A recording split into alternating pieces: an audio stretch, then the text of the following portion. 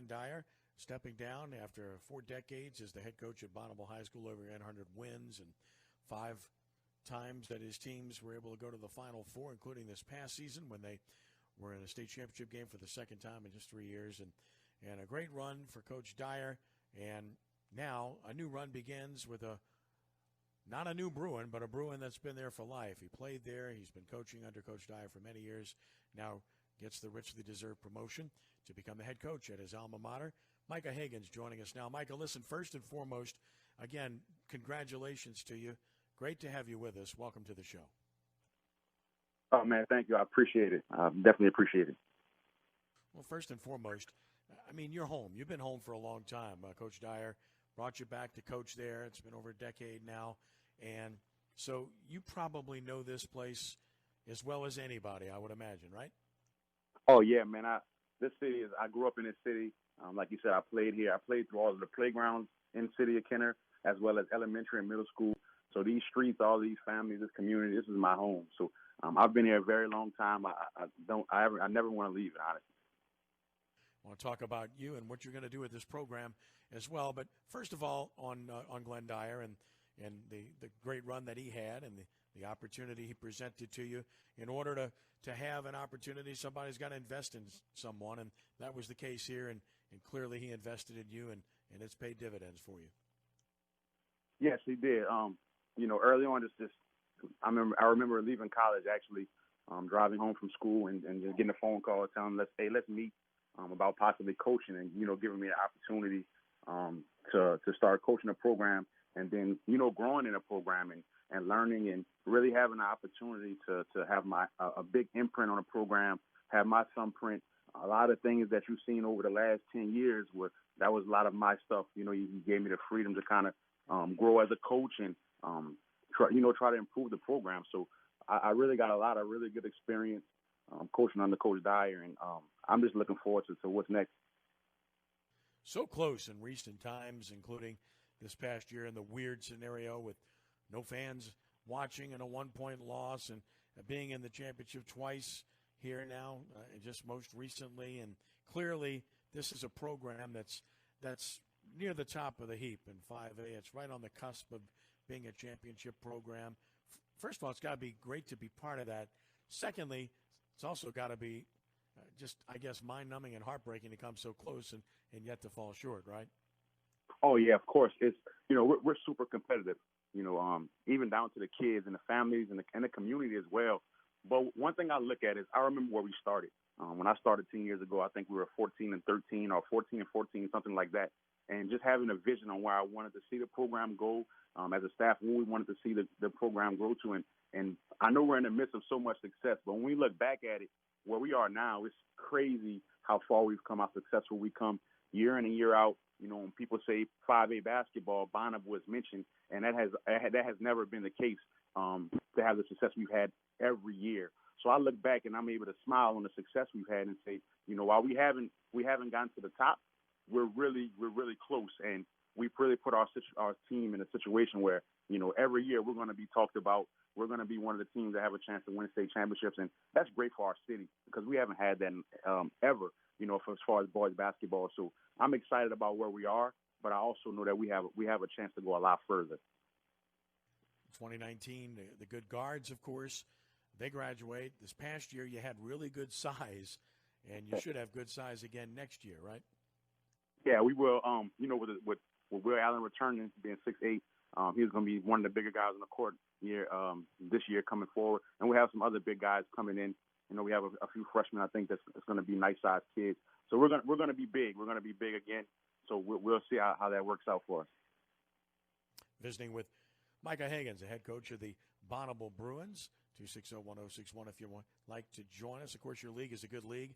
It depends on the given year, but in recent years, there's always been someone out of that league that's been powerful and been good. When Landry Walker was part of it, clearly good. Helen Cox had a great run.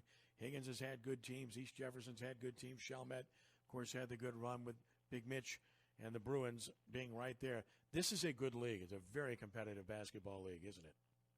Yeah, it is. I think this year people will see also a resurgence again of our program. I know East Jefferson returns probably their whole roster. You'll see Chalmette be competing again, as well as West Jeff. A lot of those guys were young, and you'll see them have better years. But our district is deep every year, so I can expect to see 4 to 5 guys in the playoffs and making a deep run. Yeah, Grace King has had a good team this year too, so it's been fun to watch. It's always a good league if you want to watch good high school basketball. This is a league where you absolutely want to check it out. These are unusual times, stirring times in our country, locally as well, Micah, and being an African-American man, being from here, mentoring young men, largely African-American at Bonnabel High School and in the program. Just what has it meant to you personally over the past week to week and a half, the good and the bad from your own perspective based upon what's transpiring? Yeah, I know I look at it, and first thing we have to do, I feel like as a community and as a country in whole is, identify what's going on. It's unfortunate, but a lot of people, they don't believe racism exists. And we have to identify it as a country that's happening. Once we do that, then we have to educate and people have to listen, listen to what's going on, listen to other people's stories, and figure out how we can effectively impact and make change. Right? We know we need change. You see a lot of NFL and NBA. A lot of people are speaking out, realizing that the way things have been going in the past isn't the way we should be going forward. So I think we're seeing in this country, in this time, you're seeing a lot more people band together and speak out against injustice, against police brutality, against racism. And that's what we're going to need. We're going to need more people stepping up. We're going to need more people listening. And we're going to need more mentors, people that's going to dig into the community, help these kids, help teach. And a lot of it starts at home, too. We teach our kids at home the way we should be teaching our families. That starts there because, a lot of people have bad views on different races, and that starts at home. We have to do a better job of training our youth, teaching our kids that, hey, love wins, and let's make that the first priority, and then we can go into the community and start making a change. But I love what's happening as far as people are speaking out. We've seen a lot of colleges and a lot of people doing more things, trying to impact. So it's a good place, I think. But we also have a very long way to go, and we have to acknowledge that. Visiting with Micah Hagans of Bonnabel High School. In your own life, how blatant has discrimination been against you? I mean, have you experienced to a large degree? Has it been more subtle, or has it not existed at all, which I doubt? Oh, yeah, it's been huge in my life. I take back to my freshman year in college. I was playing junior college basketball in Colby, Kansas, Colby Community College, a very small town in Kansas. And I just remember, the basketball team, I think we were probably the only black kids on campus. And I remember coming home one day from practice, and our doors were bust. We had water all over our lawn, and we come outside, and there's cars chasing us down the street. I'll never forget this. Cars chasing us down the street, and we go to a gas station, a well-lit gas station, and it's about 3 cars, 15 African-American kids, and we go inside and kind of tell, there's a police officer inside, and I'm like, hey, there's guys trying to chase us off the road. They're yelling for us to go back home. We're not wanted here.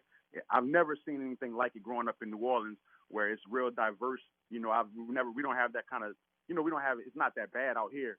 So it was really reminding me of an old movie. So I was telling the cop what's going on, and he looked at us and continued to drink his coffee. And I'm like, look, they're right over there. The lights are just off, and you can see a line of cars across the street, about 30 to 40 cars just sitting there with their lights off, waiting for us to leave back out, so they could chase us again. And the cop looked and just ignored us, didn't say a word to us. And that's when I kind of knew. I was like, man, we're in a dangerous place. That was the first time I really experienced blatant racism, felt unwanted, and I know my mom, my family was really upset. They wanted me to come home. We kind of stuck it out. But when I experienced that really changed my view of everything. And I knew I wanted to come home and make a change in my community and teach kids what's important, what it's about. But that was the first time of many times where I experienced racism and discrimination. And I'm sure it won't be the last. It's imperative that we share with everyone not only how we feel, but more than that, to listen to what others have to say, because you won't gain an understanding of anything unless you don't have ears to hear. It's so important to do that. And we also have to be mindful of not living in generalities and just making general judgments about people because they happen to look a certain way, come from a certain area, act a certain way. Whatever the case may be, it's the most dangerous and most ridiculous thing that any of us can do, because I'm sure you concur with me that there's good and bad in all facets of life. I don't care if it's rich or poor, black or white, police, security, whatever the case may be. There's good people across the board in those categories. Unfortunately, there's bad people too. That's why we can't generalize, and we must be judgmental based upon individual performance and individual behavior. Definitely. And that's what I see on a daily basis, and clearly, the content of one's character is 5 times more important than what they look like. I've never quite understood that. I've never grasped that concept in my lifetime. Fortunately, it's not been my mindset because I wasn't taught that way, because I think you hit on it earlier. And that's a learned behavior. When yes, you talk 100%. to an 8 or 10-year-old, that young man or woman doesn't feel that way at all. Nope. But when they become 15 to 18, it's a different story based upon what they've seen and what they've been taught. Guaranteed.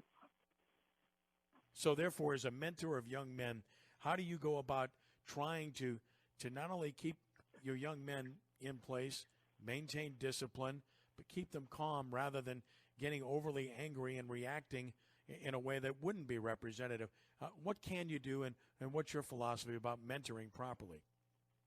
Education. Talking to those guys daily, and that's I think that's the bigger part of basketball and coaching that people don't understand. Is it's not so much of the on-court practice. It's the 20 to 25 minutes before and after practice that we're just sitting down talking. And a lot of the times, if our talk is just about, hey, this week's opponent or what we're going to do in scouting, and if that's what all the talk is about, then you're not really doing a good job of mentoring our kids. Those times I spend talking to those kids about what's really important, what's life like, how can you effectively make a change.